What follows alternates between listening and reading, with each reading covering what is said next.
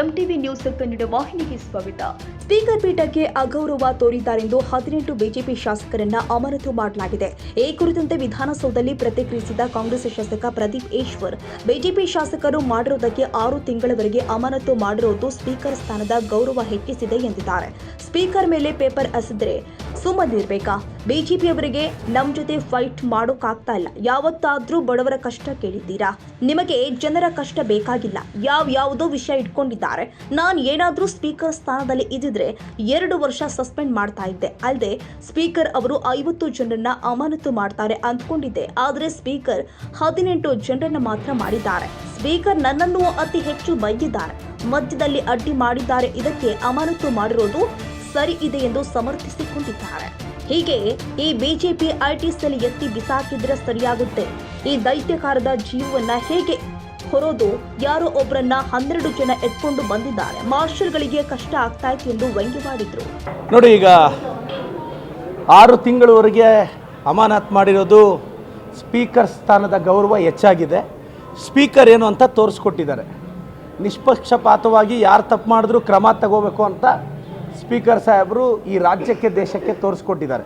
Speaker ಮೇಲೆ paper ಎಸಿತಾ ಇದ್ದರೆ, speaker ಮೇಲೆ ಬುಕ್ ಎಸಿತಾ ಇದ್ದರೆ, CM ಮೇಲೆ ಪೇಪರು ಬುಕ್ ಎಸಿತಾ ಇದ್ದರೆ ಆಗುತ್ತಾ? ನಾನೇ ಸ್ಪೀಕರ್ ಸ್ಥಾನದಲ್ಲಿ ಇದ್ದಿದ್ದರೆ 2 ವರ್ಷ ಸಸ್ಪೆಂಡ್ ಮಾಡ್ತಿದ್ದೆ ಅವ್ರು ಮಾಡಿರೋ ಕೆಲಸಕ್ಕೆ. ಸರ್ಕಾರ ಈಗ ನಾನು ಹೇಳೋದು, BJP ಅವ್ರು ಪೇಪರ್ ಬಿಸಾಕಿ ಅಂತ ಕಾಂಗ್ರೆಸ್ ಅವ್ರು ಹೇಳ್ಕೊಟ್ಟಿದ್ವಾ? CM ಮೇಲೆ ಬುಕ್ಕು ಪೇಪರ್ ಬಿಸಾಕಿ ಅಂತ ಕಾಂಗ್ರೆಸ್ ಅವ್ರು ಹೇಳ್ಕೊಟ್ಟಿದ್ವಾ? ಇವರು BJP ಅವರು ಫ್ರಸ್ಟ್ರೇಟ್ ಆಗಿಬಿಟ್ಟಿದ್ದಾರೆ. ಅವ್ರಿಗೆ ನಮ್ಮ ಜೊತೆ ಫೈಟ್ ಮಾಡೋಕ್ಕಾಗ್ತಿಲ್ಲ. ಸುಮ್ಮನೆ ತೇಜೋವಧೆ ಮಾಡೋದು, ಏನೋ ಒಂದು ಮಾಡೋದು ಆಗ್ತಿದೆ. ನಾನು BJP ಅವ್ರಿಗೆ ಹೇಳ್ತೀನಿ, ಬಡವ್ರ ಕಷ್ಟನ ಯಾವತ್ತಾದರೂ ಸೆಷನಲ್ಲಿ ಡಿಸ್ಕಸ್ ಮಾಡಿದ್ದೀರಾ?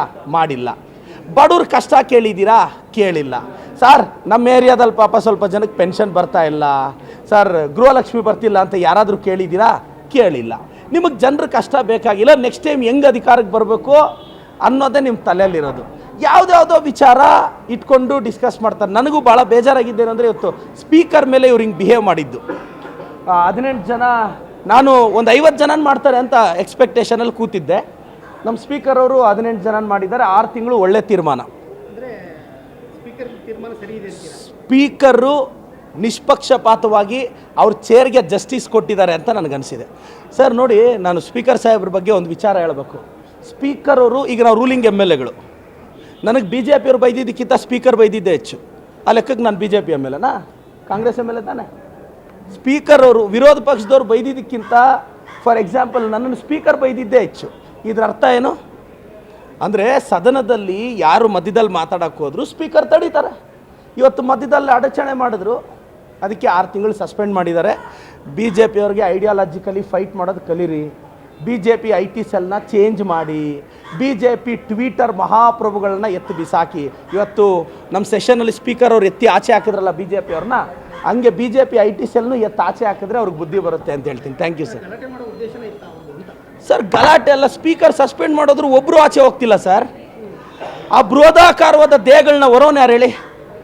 ನೀವು ವಿಡಿಯೋಗೆ ಸಿಗ್ತಾ ಇಲ್ಲೋ ಗೊತ್ತಿಲ್ಲ, ಒಳಗಡೆ 3-4 ಜನ ಬೀಳ್ತಾ ಇದ್ದಾರೆ. ಮಾರ್ಷಲ್ ಹೇಳ್ತಿದ್ದಾರೆ, ಹಣ ಹೊರಕ್ಕಾಗ್ತಿಲ್ಲ, ಹಣ ಒಂದು 2-3 ಜನ ಬಿದ್ದೋದ್ರು.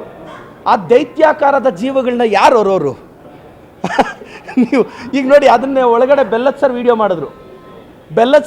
ಮಾಡಿದ್ರು. ಮೋಸ್ಟ್ಲಿ ಮೀಡಿಯಾ ಅವ್ರು ಕೊಡ್ತಾರೆ. ಪಾಪ ನಡ್ಕೊಂಡೋಗಿ ಹೋಗಿ ಅಂದರೆ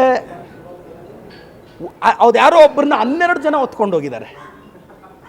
ಆದರೂ ಸ್ಲಿಪ್ ಆಗ್ತಿದ್ದಾರೆ. ಆ ದೈತ್ಯಾಕಾರದ ಜೀವಗಳನ್ನ ಪಾಪ ಮಾರ್ಷಲ್ಗಳಿಗೆ ಸರ್, ಅವ್ರಿಗೆ ಐಡಿಯಾಲಜಿಕಲಿ ನಮ್ಮ ಜೊತೆ ಫೈಟ್ ಮಾಡೋ ದಮ್ಮಿದೆಯಾ ಸರ್ ಅವ್ರಿಗೆ?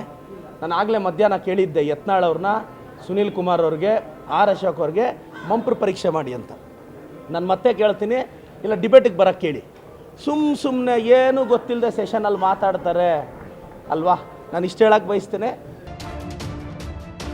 ತಾಜಾ ಸುದ್ದಿಗಾಗಿ MTV ನ್ಯೂಸ್ 24x7ಗೆ ಸಬ್ಸ್ಕ್ರೈಬ್ ಮಾಡಿ ಮತ್ತು ಬೆಲ್ ಐಕಾನ್ ಅನ್ನು ಒತ್ತಿ. ತಪ್ಪದೇ ಲಿಂಕ್ ಶೇರ್ ಮಾಡಿ.